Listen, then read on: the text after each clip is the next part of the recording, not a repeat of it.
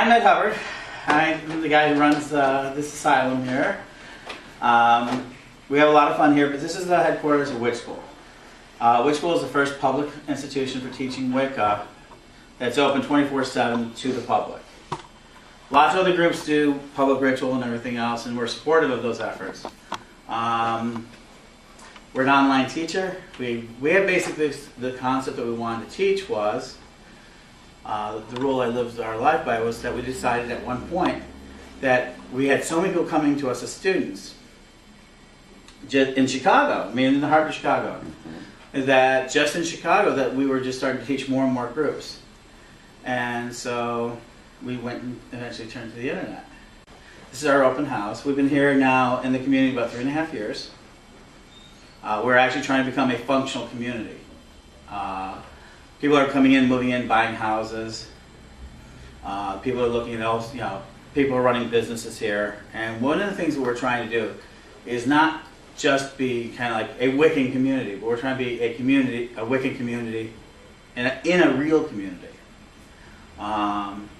We came to this town. Everybody always asks that question. Does anyone want to hear that? Okay. We came here because it was cheap.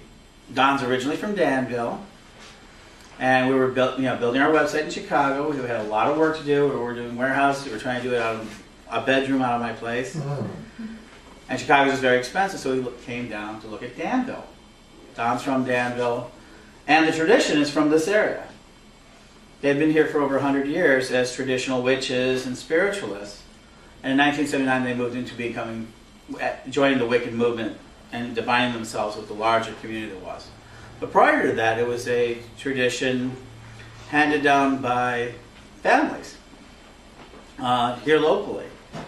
And then Don moved to Chicago, and he infected the city of Chicago with it.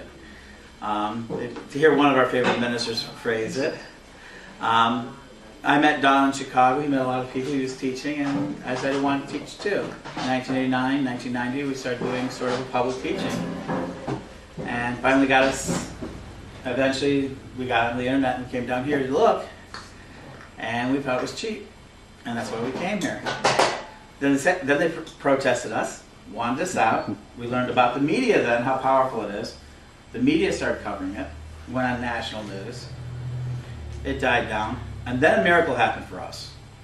This is one of the most important details. Usually when these encounters happen, they're discriminatory, they're violent, they're ugly. The chief of police at the time invited us, Chief Drollinger invited us to come back down to make a presentation. And I'll tell you, I was very, very skeptical, and I didn't even go. But Don and some of our other members came down, and there was a lot of people there. There was many people there at this event to hear at the watch meeting as there was at the protest. We had filled City Hall up so much. They had people standing in the aisles there. They had never seen so many people at a meeting. And they had never seen so many people at a meeting and time at this other one, except they were all in favor of us coming.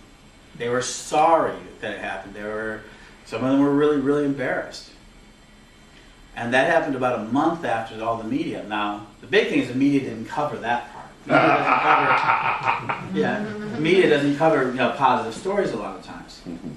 So we moved in the community. We still receive protests. Some of the ministers are still really hardcore against us. We get sort of institutional discrimination in some things. It's sometimes hard to get services.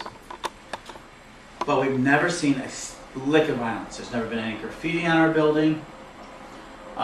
We had one incident of vandalism, and it was just kid vandalism. It wasn't intentional. They threw rocks down our pipes. There was a bunch of 10, 11-year-old kids. They just thought it was funny to watch me pull the stupid rocks out. But we've never had any violence. We've never had any threats. We've never been threatened to get out. We participate in city council. We're the opposition party, mind you, a lot of times. So there's some city council members who don't like us here. One of the local media, Just the Facts, will not advertise us, will not accept any advertising from us, or any business that is coming here that has a Wiccan or potential Wiccan attachment. But overall, the police have been great with us, the firemen are great with us. So we're here, and they even hired an economic development director, so we're part of the economic development groups. Wiccans actually doing real things about getting real things happening. So Witch School is really not just the website, and it's just not people, but it's the 7 jobs we have here. There's people all over the country who study with us. What makes a lot of difference with us is that we're an internet. We went online. I talk about this. There was once upon a time a group called One List on this wonderful new invention that had been about 4 years old, the World Wide Web, in 1998. And they had this little group system in which we had people, you can send free emails to a lot of different people. You know, listservs, groups. Today the company actually was bought out by Yahoo Groups, and today how Yahoo Groups. But in 1998, this was a pretty revolutionary idea. You know, today it's really easy. We form groups up, you know, for minutes, and it's become part of our culture. But if you look back at 1998, it wasn't really part of our culture. And we had 5 groups. We had them in, 3 in Chicago. We had 1 here that was really important. They had a second one here. Had 1 in Kankakee and 2 in Chicago. And the common thing, all the groups, at least only one person at the time, but each one had 1 person with an email. So we formed the Daily Spell. Now, mind you, we hadn't even heard of Harry Potter yet. Harry Potter was just on the horizon. Mm-hmm. And then, make no bones about it. We have an interesting relationship with Harry Potter. Oh, sure. He's our friend. Yeah. We love him to death. He's fiction.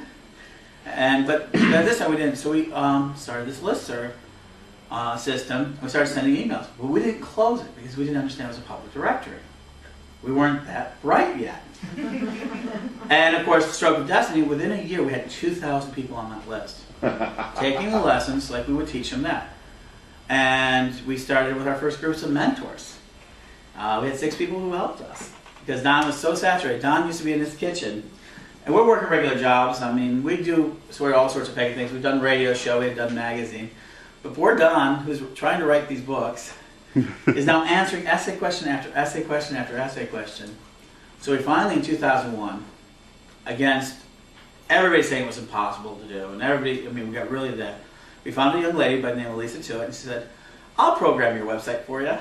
And on September 4th, 2001, literally a week, we were feeling raised, literally a week before 9/11, we opened Witch School. It was a very interesting time. And from that day forward, I will tell you, we've had no less than 50 members a day join our site. Ever since then. It never stops. It's at least 50 people a day. It averages out a lot higher than that when you add up all the numbers. And so, and the reason we did it is that we became an online broadcaster. We became a sender of content. I don't know how many of you have come because how many of you have taken classes online.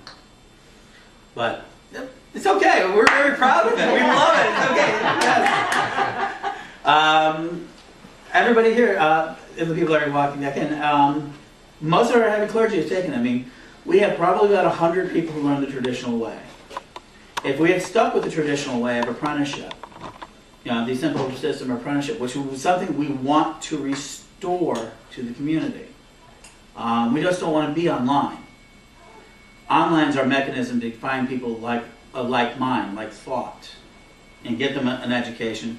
And a lot of them will have their own traditions too. There's a lot of family traditions out there, a lot of groups out there who are keeping their own traditions and grabbing parts of ours as well and working with us.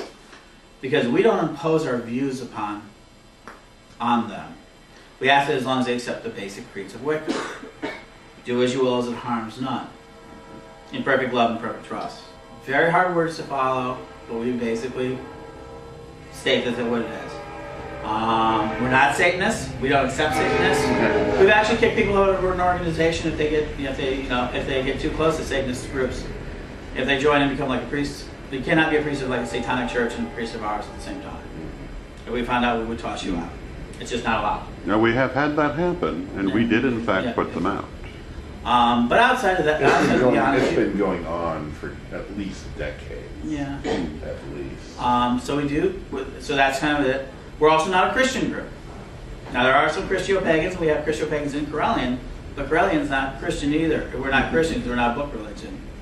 But there are people who are Christio-Pagan in the group. We don't really discriminate against core beliefs as long as you accept our basic creed. And we teach everybody.